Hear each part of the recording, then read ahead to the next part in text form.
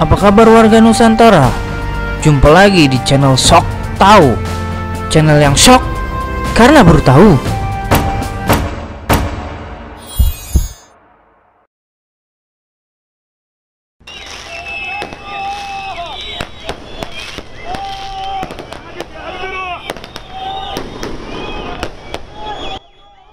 Kesepakatan antara Hamas dan Israel akhirnya terwujud dalam bentuk gencatan senjata yang berlaku mulai Jumat kemarin 21 Mei 2021 jam 2 siang waktu setempat. Mesir menjadi negara penengah untuk memantau jalannya pelaksanaan gencatan senjata. Usai diumumkannya gencatan senjata antara Israel dan Hamas, tagar Palestina menang menjadi trending pembicaraan di media sosial Indonesia. Hari yang ditunggu-tunggu setelah bentrokan dan ketegangan selama 1 bulan terakhir. Tetapi seperti yang kita ketahui bersama, bukan hanya sebulan terakhir ini saja konflik ini telah terjadi, melainkan konflik Israel dan Palestina itu sendiri sebenarnya telah berlangsung puluhan tahun. Seperti yang juga pernah kita bahas dalam video Kristen dan Islam ditindas oleh Zionis Israel di Palestina.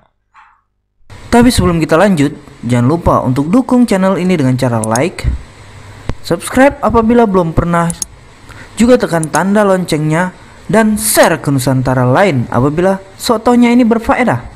Tanpa banyak-banyak lagi mukadimah, mari kita lanjut.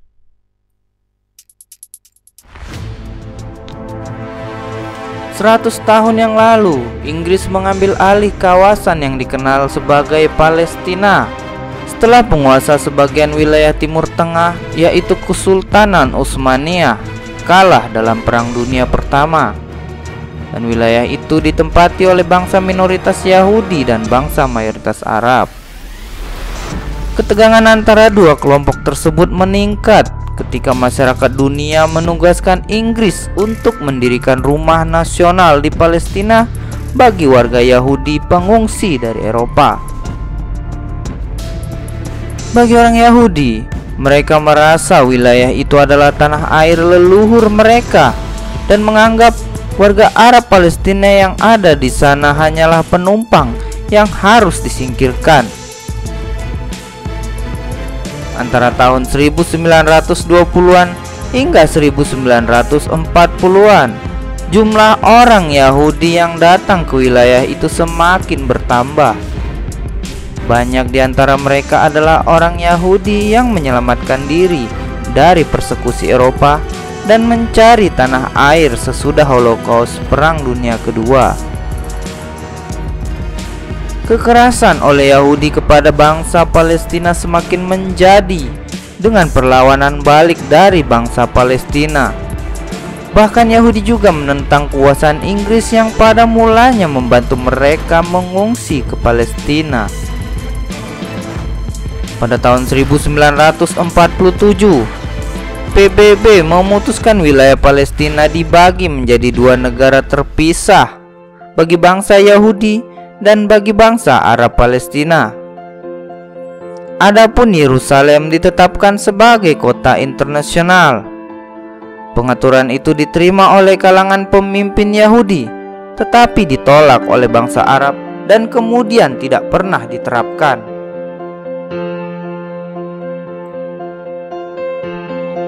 Karena tidak bisa menyelesaikan masalah, pada tahun 1948 penguasa Inggris angkat kaki sehingga para pemuda Yahudi mendeklarasikan pembentukan negara Israel.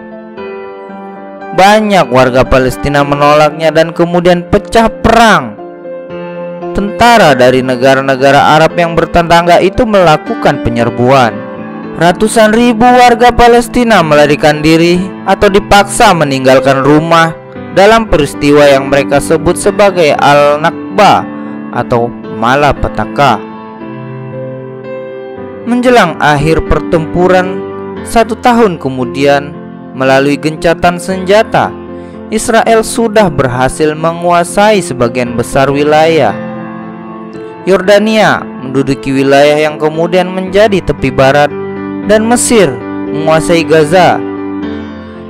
Yerusalem dibagi antara pasukan Israel di bagian barat dan pasukan Yordania di bagian timur. Karena tidak pernah ada perjanjian perdamaian, kedua belah pihak saling menyalahkan. Terjadilah perang dan pertempuran selama puluhan tahun berikutnya.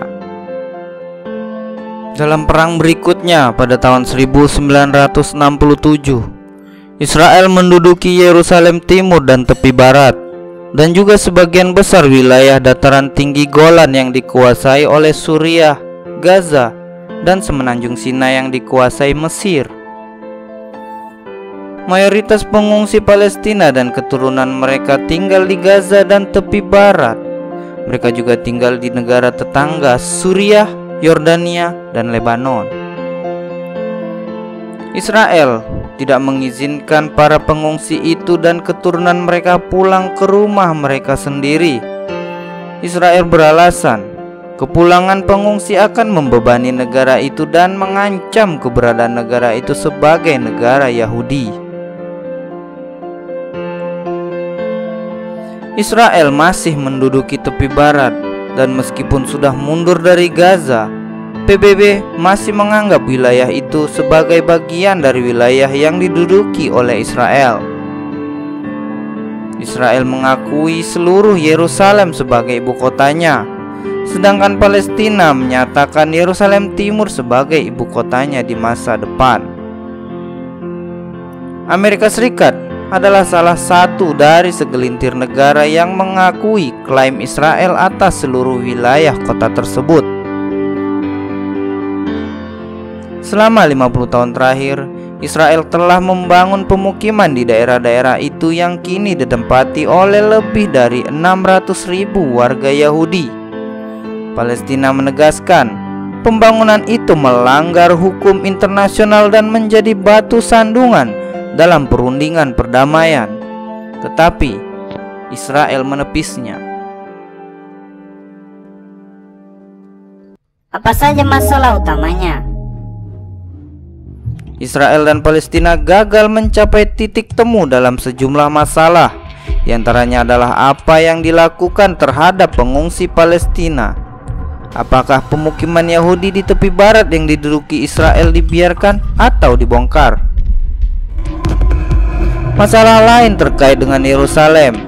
Apakah kedua pihak seharusnya berbagi ibu kota? Dan yang mungkin paling pelik adalah apakah negara Palestina semestinya didirikan berdampingan dengan Israel? Selama 25 tahun terakhir, perundingan perdamaian kadang digelar, namun hingga kini belum berhasil menyelesaikan konflik. Bagaimana prospek masa depannya? Singkat kata, konflik Palestina-Israel sepertinya masih akan terus berlanjut. Walaupun sementara ini terjadi gencatan senjata, bukan tidak mungkin serangan dari Israel tidak akan terjadi lagi sewaktu-waktu. Perjanjian damai apapun saat ini dan di masa yang akan datang sifatnya hanyalah sementara, selayaknya yang pernah terjadi di masa yang lalu.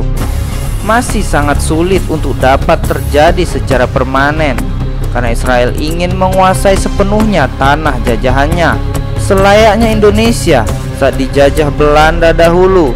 Baru dapat kita merasakan perdamaian kemerdekaan setelah Belanda angkat kaki dari negara kita. Demikianlah pembahasan singkat terkait sengketa Palestina dan Israel. Apabila ada pendapat lain dari warga Nusantara, juga hal yang salah dalam saya menyampaikan. Mohon maaf yang sebesar-besarnya, dan saya harapkan komentarnya apabila ada hal yang masih tidak sesuai dan silap, agar sama-sama kita membangun untuk menjadi tahu apa yang belum diketahui. Terima kasih sudah menyaksikan videonya hingga selesai. Tetap jaga kebersamaan dan kekompakan se-Nusantara. Sampai jumpa.